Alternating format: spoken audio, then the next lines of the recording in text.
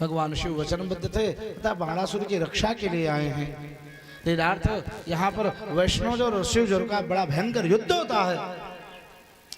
वैष्णव जोर के द्वारा शिव जोर पराजित हो जाता है। भगवान नारायण कृष्ण ने जृंभणास्त्र के द्वारा शिव जी को मूर्छित कर दिया।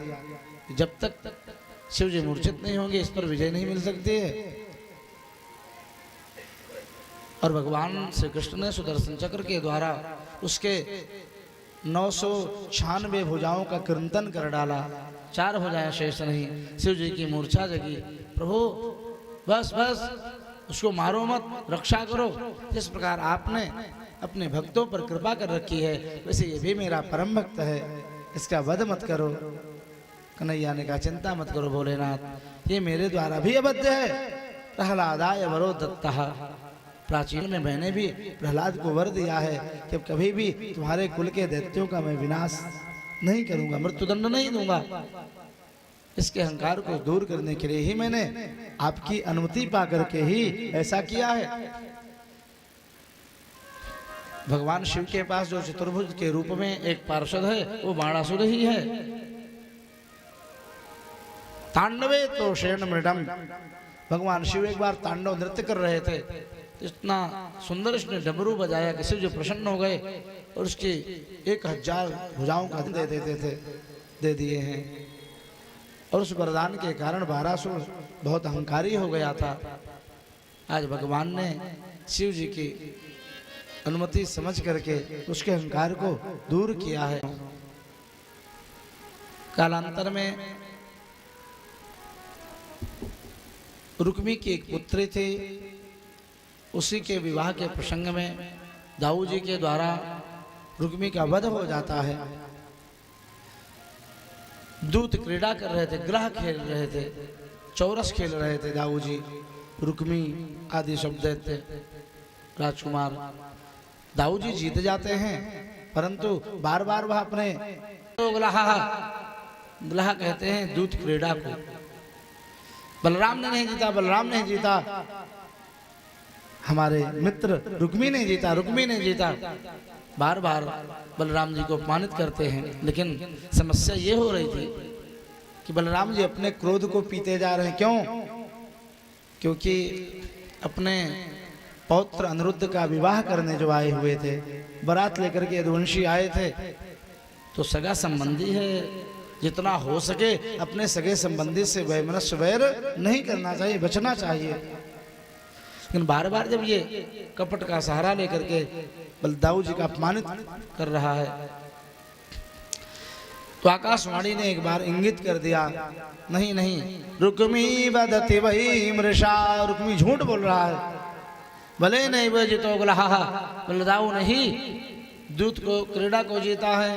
क्रोध में आ गए दाऊ जी, तुरंत अपने हल मूसल का स्मरण करके उन दुष्ट राजाओं का वध कर डाला।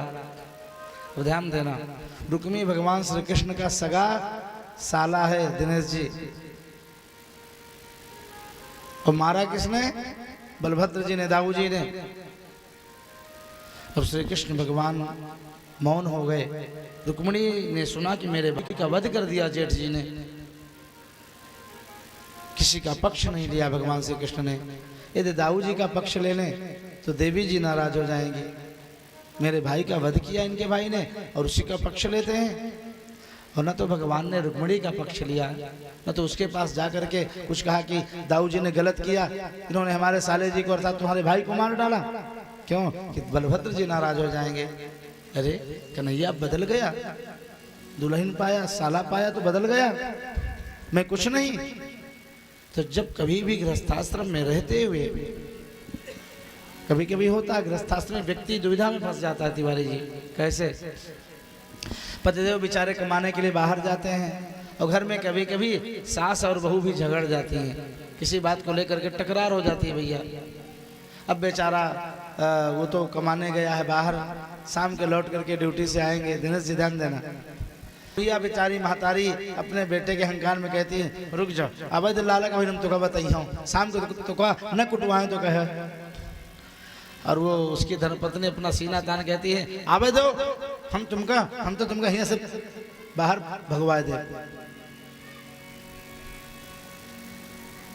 तो पत्नी अपने पति के अहंकार में रहती है और माता अपने पुत्र के अहंकार में रहती है।